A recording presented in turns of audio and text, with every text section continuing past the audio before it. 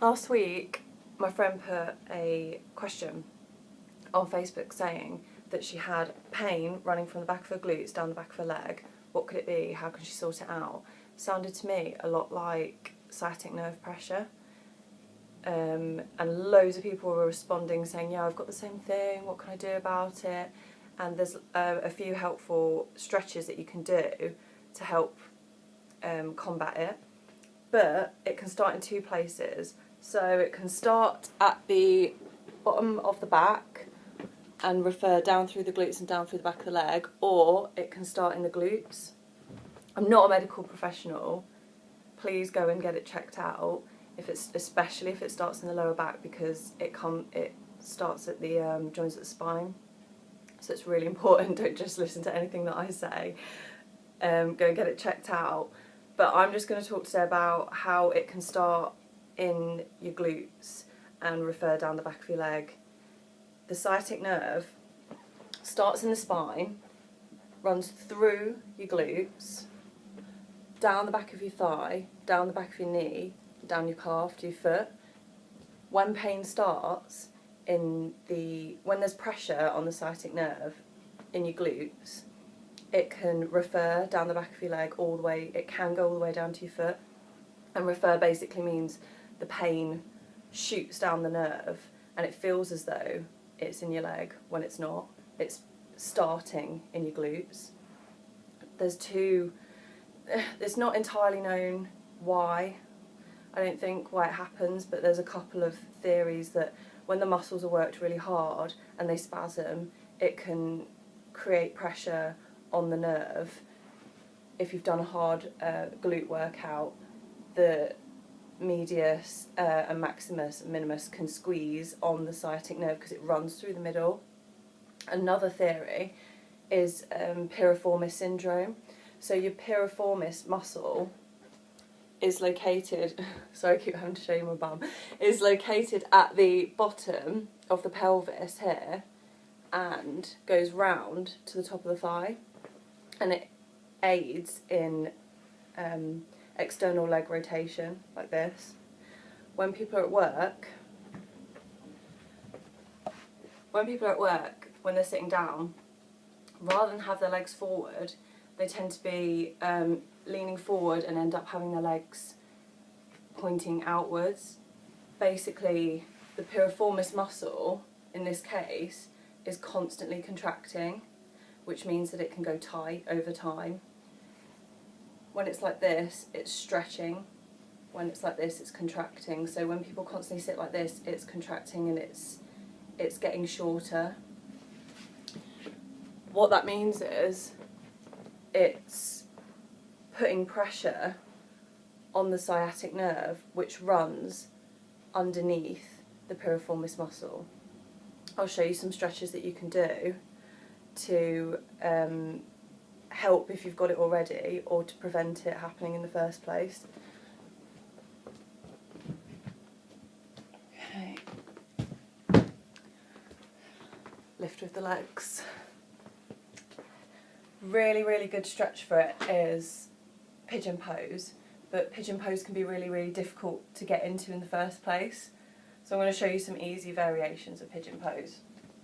First of all is seated pigeon pose. So, foot over, ankle over the knee, and then I'll show you from the side. Basically, you want to be externally rotating this away from you. So you want to be pushing the knee actively away from you whilst kind of pulling the foot towards you. You don't have to push it with your hand. You can just do it with the leg itself, or if it does help, you can push it with the palm of your hand.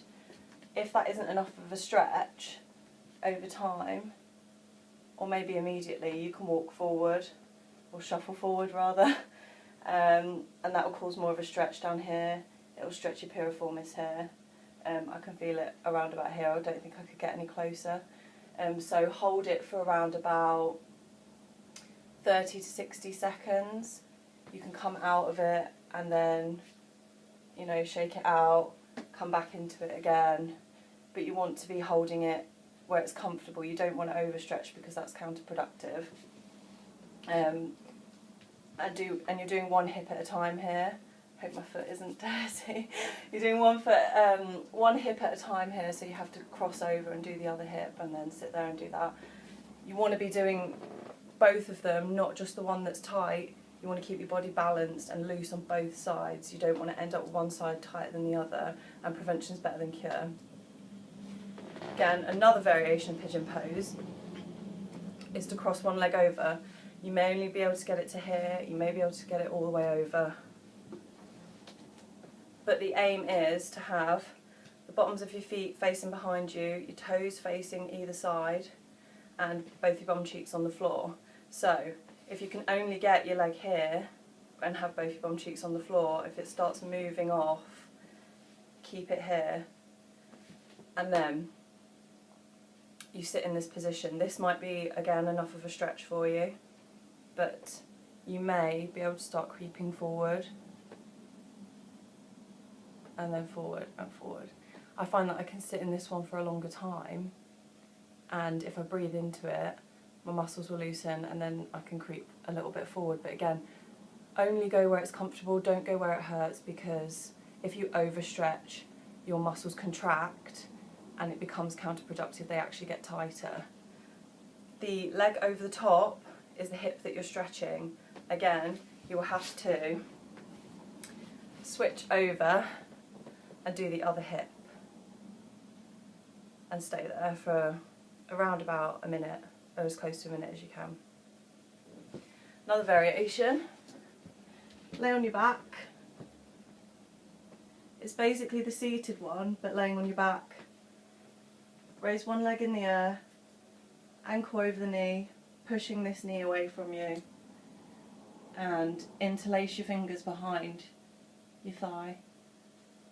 And stay here for about 30 to 60 seconds, head on the floor, and switch over. So that's 3. The other stretch worth noting is triangle pose. That will stretch out your hip flexors while you're at it as well, just to get that whole area a bit looser. Standing position, feet not too far apart, this foot facing, so it's sideways, this foot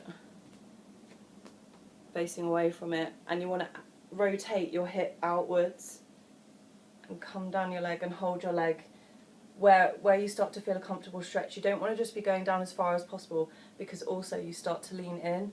You really need to keep this side of your torso and your hip rotated outwards, and then you put your arm up in the air above your head, and that will stretch all along here, and it will go into your obliques as well, but it will do your hips. Last point. I didn't want to ramble on because I hate it when you start watching a video and you just like want to get the answer and someone's blabbering on. So there are pressure points in between your gluteus maximus and your gluteus medius. It's a bit of a, you've just got to try and find it.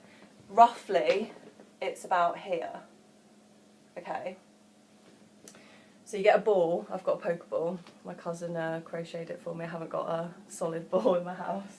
You get a ball, put it on the floor, go into this variation of pigeon pose, then you lift yourself up and you roll around on the ball until you find the pressure point. You will know when you found the pressure point. It's pretty uncomfortable. Keep it there for as long as you can, close to 60 seconds. Come off, go back on. Doing this relieves the pressure in that area, and the piriformis is just underneath the gluteus medius, so below the gluteus medius rather, and underneath the gluteus maximus. So that's also getting to that point as well. That will relieve some tension in the area and hopefully take some pressure off the sciatic nerve. I hope those are helpful for some people, and it's nice to have a bit of a visual, because I was typing up some answers to people and I was thinking, does it am I explaining it properly, does it really make sense? So hopefully, seeing that, you could do those stretches and they will help you with your sciatic nerve problems. Let me know if you have any questions about it. Obviously, again, just to say, disclaimer, I'm not a medical professional, so if this is coming from, if you've got really bad lower back problems, please go to a doctor or something, okay? Thank you very much. Bye.